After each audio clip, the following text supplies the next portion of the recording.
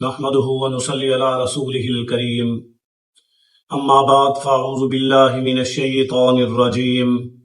بسم الله الرحمن الرحيم قال الله تبارك وتعالى في كلامه المجيد والفرقان الحميد ومن يبتغي غير الإسلام دينا فلن يقبل منه وهو في الآخرة من الخاسرين كيف يهدي الله قوما كفروا بعد إيمانهم وشهدوا أن الرسول حق وجاءهم البينات والله لا يهدي القوم الظالمين أولئك جزاؤهم أن عليهم لعنة الله والملائكة والناس أجمعين خالدين فيها لا يخفف عنهم العذاب ولا هم ينظرون صدق اللہ العظیم۔ میرے واجب الاحترام خواتین و حضرات، ارشاد باری تعالی ہے وَمَن يَبْتَغِي غَيْرَ الْإِسْلَامِ دِينًا فَلَن يُقْبَلَ مِنْهُ، جو شخص دین اسلام کے علاوہ کسی اور دین کو تلاش کرے گا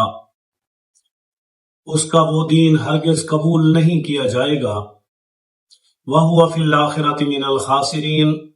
اور وہ شخص آخرت کے لحاظ سے خسارے میں ہے۔ اب دین کے مکمل ہونے کے بعد سوائے دین اسلام کے کوئی اور دین اس وقت قابل قبول نہیں ہے۔ اگر کسی نے آخرت میں ہدایت، اللہ کی رضا حاصل کرنی ہے تو اسے دین اسلام کا راستہ ہی اختیار کرنا پڑے گا، اس راستے پر چلنا پڑے گا، شریعت کے اس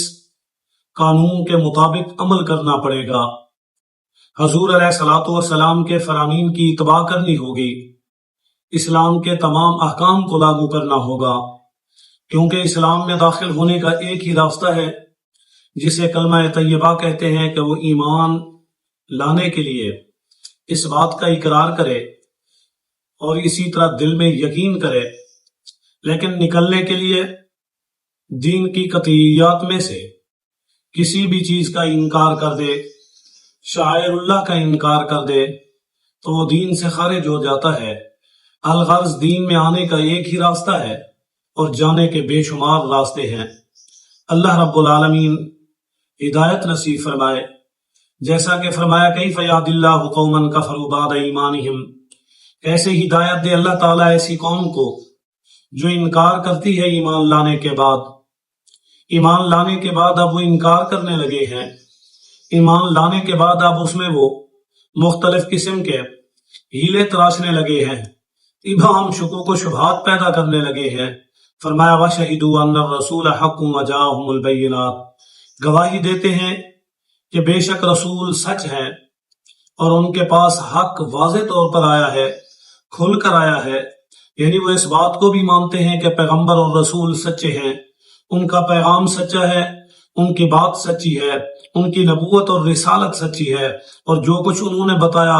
واضح انداز سے، واضح معجزات کی شکل میں، واضح اللہ کی نشانیاں ان کے سامنے ہیں، وہ حق کو دیکھ بھی رہے ہیں، حق کو سمجھ بھی رہے ہیں، اور حق کے مطابق وہ عمل نہیں کر رہے، عملی زندگی میں ان کا حق کے مطابق راستہ نہیں ہے، تو اس لیے فرمایا واللہ لا یہدی القوم الظالمین، اللہ تعالیٰ ظالم قوم کو ہدایت نہیں دیتا۔ اب ظالم قوم کے لیے یہ پیغام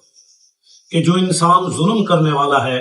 غلط راستے پر چلنے والا ہے، مختلف قسم کے شکوک و شبہات پیدا کرنے والا ہے، تو در حقیقت وہ اسلام پر دل سے ایمان نہیں لایا۔ فرمایا اولئک جزاؤہم، وہ لوگ کہ ان کا بدلہ ان علیہم لعنت اللہ، کہ بے شک ان پر اللہ کی لعنت ہے، والملائکۃ، اور بے شک ان پر ملائکہ کی لعنت ہے، والناس اجمعین، اور بے شک ان لوگوں پر تمام لوگوں کی لعنت،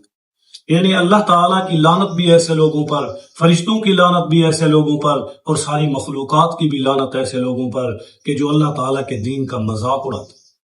فرمایا خالدین فیہا، یہ ہمیشہ رہیں گے اس جہنم میں، وہ ان کا اصلی ٹھکانہ ہے۔ لا یخفف عنہم العذاب ولا هم ینظرون، کوئی کمی نہیں کی جائے گی ان سے عذاب کی، اور نہ ہی انہیں کسی قسم کی مہلت دی جائے، یعنی کمی بھی نہیں ہوگی۔ عذاب ہوگا، ہمیشہ ہوگا، مصیبت ہوگی، ہمیشہ ہوگی، تکلیف ہوگی، ہمیشہ ہوگی، نہ ہی اسے وہاں سے نکالا جائے گا ان لوگوں کو، اور نہ ہی ان کے عذاب کے اندر کوئی تخفیف کی جائے گی، نہ ہی انہیں کوئی مہلت دی جائے گی، نہ ہی ان لوگوں کے لیے وہاں پر کسی قسم کی کوئی ایسی رخصت ہوگی کہ جس سے یہ فائدہ اٹھا سکے۔